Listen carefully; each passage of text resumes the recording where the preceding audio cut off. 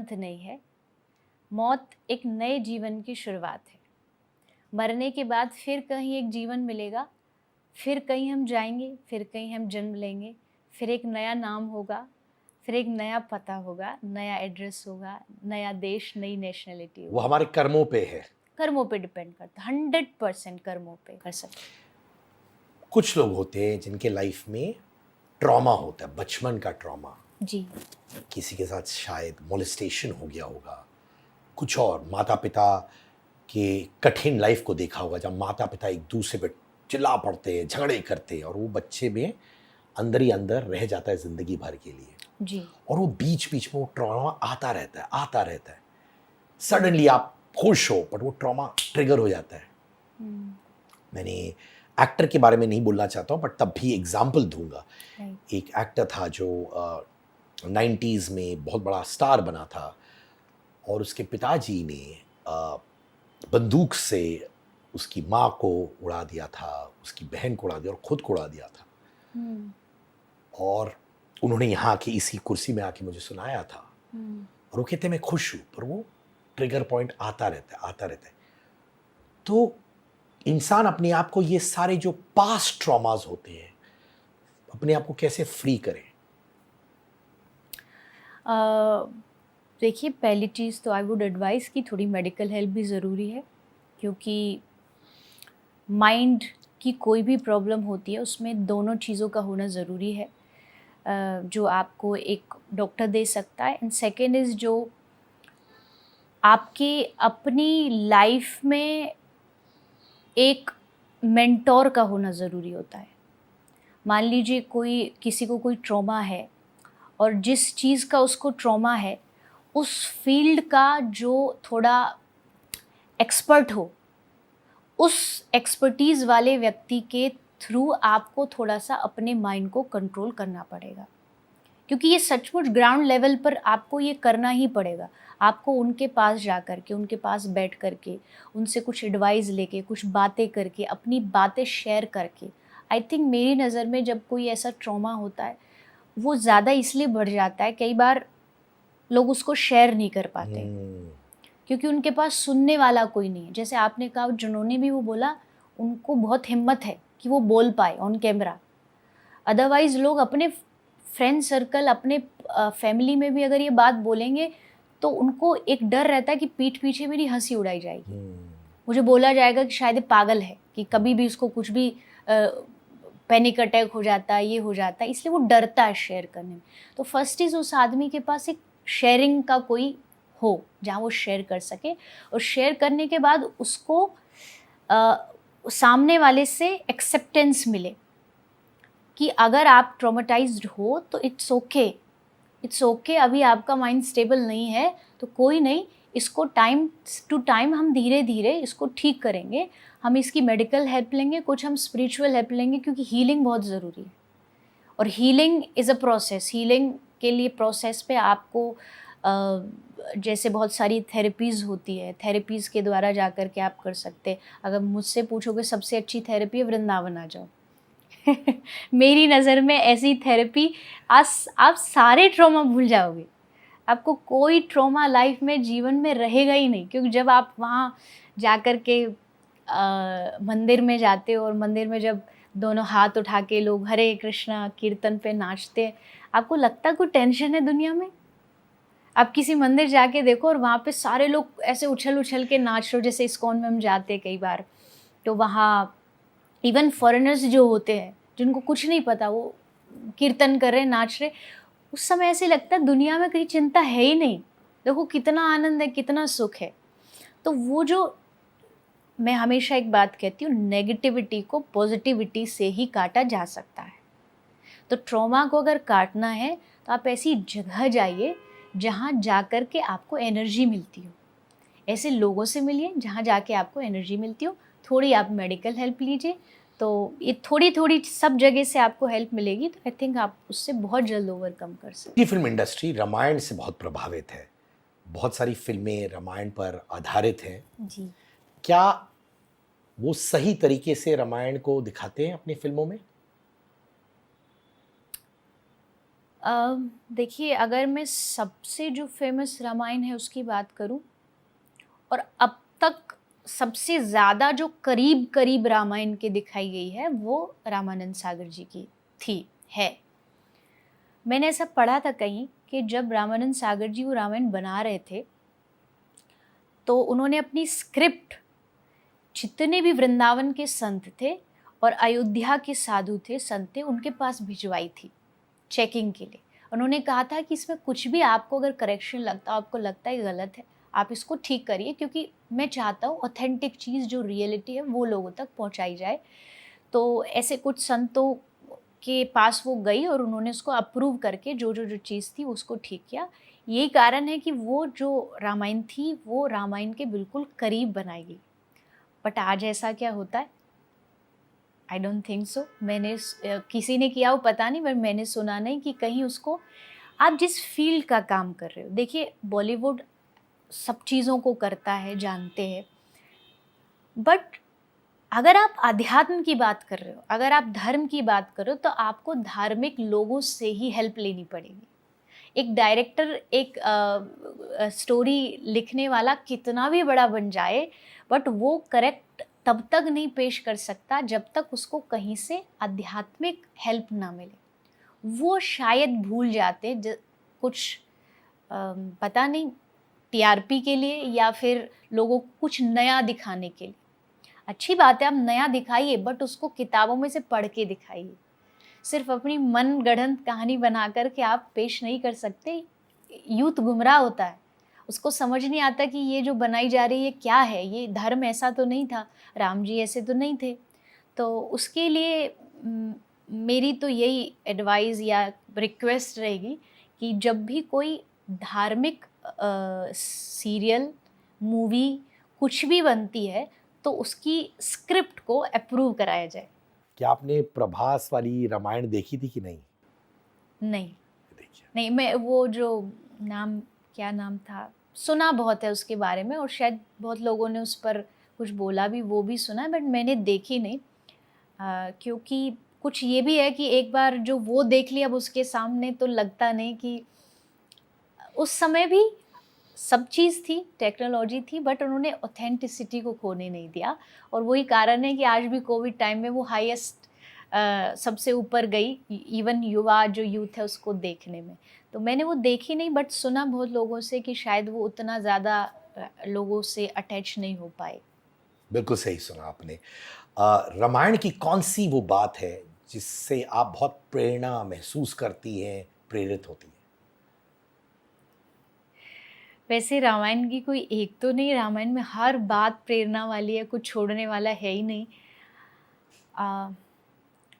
But आज की lifestyle को देख के इतना बोल सकती हूँ कि रामायण से सबसे ज़्यादा, सबसे बड़ी महंगी चीज़ जो आप सीख सकते हो वो यही है कि भैया, सिचुएशन कभी भी बदल सकती है। कल राजा बनने वाले हो तो कल सुबह उठ के ये खबर भी आ सकती है कि 14 साल वनवास जाना है, और आपको उसको ऐसे ही हंस के एक्सेप्ट करना चाहिए जैसे राम जी ने किया। राम जी रोए नहीं, राम जी ने ये नहीं कहा हाय मेरा तो सब लुट गया, अरे मेरा तो सब छीन लिया गया। उन्होंने कहा ठीक है, और नॉट जस्ट कहा ठीक है, आप पॉजिटिविटी देखिए, दृष्टिकोण देखिए। वो अपनी माँ से जाके जानते क्या कहते, माँ से कहते माँ बहुत अच्छा हुआ, पिताजी मुझे एक राज का राजा बना रहे थे, पर अब मैं 14 साल पूरे जंगल का राजा बनूंगा। मेरे पास सारी धरती का राज्य होगा, मैं कहीं भी जा सकता हूँ। और गए राम जी, सारे भारतवर्ष के किसी कोने में आप चले जाइए, आपको कहीं ना कहीं मिल जाएगा राम जी ने यहाँ फल खाया था, यहाँ विश्राम किए थे, हर जगह है।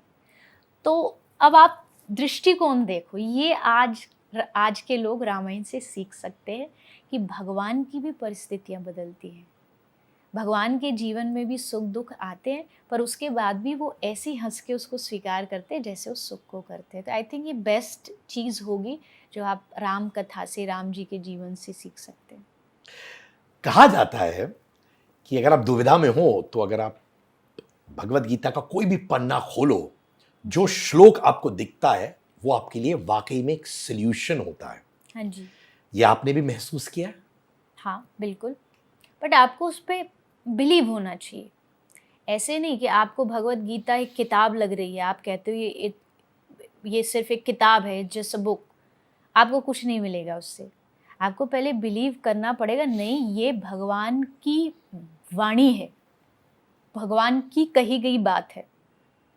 और जिस तरह अर्जुन संशय में था तो कृष्ण की वाणी सुनी, उसे समाधान मिल गया। आज भी अगर आप समस्या में हो, आप खोलोगे और आप ये भरोसा, अर्जुन ने पहले विश्वास किया ना, विश्वास नहीं करता तो वो सेना लेता, कृष्ण को क्यों चुनता? कृष्ण को चुना क्योंकि उसने भगवान पे भरोसा था। तो अगर आप उस भगवत गीता पे या भागवत पर अगर आप विश्वास करते हो, फिर हाँ, आप कोई भी पन्ना खोल लीजिए, आपको उसमें आंसर ज़रूर मिलता है। इनडायरेक्टली देंगे या कैसे भी देंगे, बट देंगे। ये किताबें सचमुच ये हिस्ट्री नहीं है। लोग इनकी पावर को नहीं जानते, भगवत गीता की पावर को नहीं जानते, भागवत की, रामायण की पावर नहीं जानते। मैं कहती हूँ, मैं भागवत प्रवक्ता हूँ, मेरी हर महीने लगभग ज़्यादातर जितने वक्ता होते हैं सबकी महीने में 3 कथा होती है। टाइमिंग इतना है तो 3 कथा, मतलब आप साल में लगा लीजिए, पूरा जीवन हमारा कथा में बीतता है। स्टोरी एक है, कहने वाले हज़ारों है, हर रोज़ वही हो रही है रिपीट, बट वो पुरानी नहीं हो रही। हर बार कथा होगी, हर बार लोग सुनने आ जाएंगे। कोई भी एक बुक होती है ना, वो 6 महीने के लिए, ज़्यादा से ज़्यादा साल भर के लिए बेस्ट सेलर रहती है। पर हमारी भगवत गीता सदियों से बेस्ट सेलर है। ये कभी इसका जो महत्व है वो कम नहीं हुआ। 5,000 साल पहले भी उतनी ही रिलेट करती थी अर्जुन को, और आज पढ़ोगे तो आज भी आपको रिलेट करेगी। तो अपने ये जो ग्रंथ हैं, जो स्क्रिप्चर्स है, ये बहुत पावरफुल हैं। इनकी पावर को आई थिंक समझना चाहिए सबको। एक डिवाइन मोमेंट जो आपकी लाइफ में हुई, जो आज तक आपको बहुत सरप्राइज करती है, वो कौन सा मोमेंट रहा है?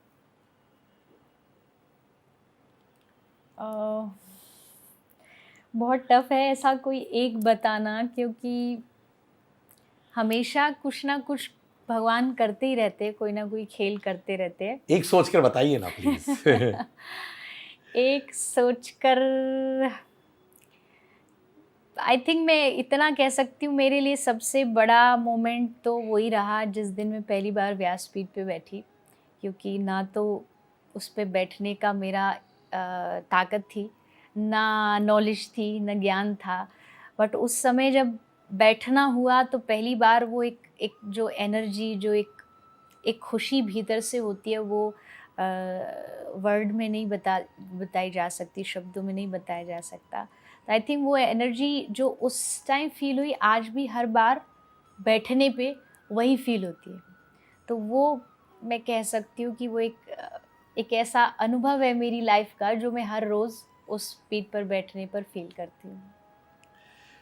मौत, डेथ के बारे में आपकी राय क्या है? इतने सारे थियरीज होते हैं, इंसान गुजर जाता है, फिर कहते हैं कि वो एक सोल, एक आत्मा बन जाता है, और फिर अगले जन्म में अपने कर्मों के अनुसार वो पशु बन जाए या कुछ और बन जाए। और कुछ लोग कहते हैं एक बार आप गुजर गए, आप गुजर गए, बस वो दी एंड है। आपको क्या कहना है? नहीं नहीं, दी एंड बिल्कुल नहीं है।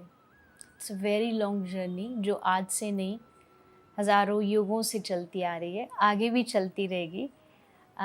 मौत अंत नहीं है, मौत एक नए जीवन की शुरुआत है।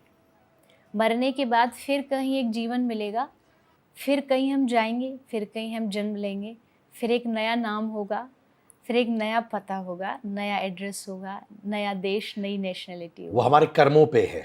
कर्मों पे डिपेंड करता है, 100% कर्मों पे। इसमें कोई किसी का हस्तक्षेप नहीं है, कोई इंटरफेरेंस नहीं है, इवन भगवान का भी कोई इंटरफेरेंस नहीं है। भगवान ने जो सिस्टम पूरा बना रखा है, भगवान का सिस्टम ऑटोमेटिकली काम करता है। उसको कुछ चाहिए नहीं कि आज इसको मुझे रिफ्रेश करना है, इस सिस्टम को, नहीं, चल रहा है, युगों से चल रहा है, और वो सिस्टम एकदम पूरा जस्टिस के साथ चलता है। उसमें कहीं भी कोई भी चूक नहीं हो सकती। कोई भी आदमी कोई भी कर्म कर रहा है उसको छिपा नहीं सकता, चाहे वो कितना भी छिपाने की कोशिश कर ले। कोई कर रहा है, जो काम कर रहा है, हंसी दोगे तो हंसी पाओगे, आंसू दोगे तो लौटकर नियति आंसू ही देगी। कर्म है, जो जो कर रहे हो घूम करके वापस आएंगे। तो अगर अच्छे किए होंगे तो अच्छा ही जन्म मिलेगा, आगे भी कोई बढ़िया अच्छे घर में, अच्छे परिवार में, अच्छे माहौल में जन्म लेंगे।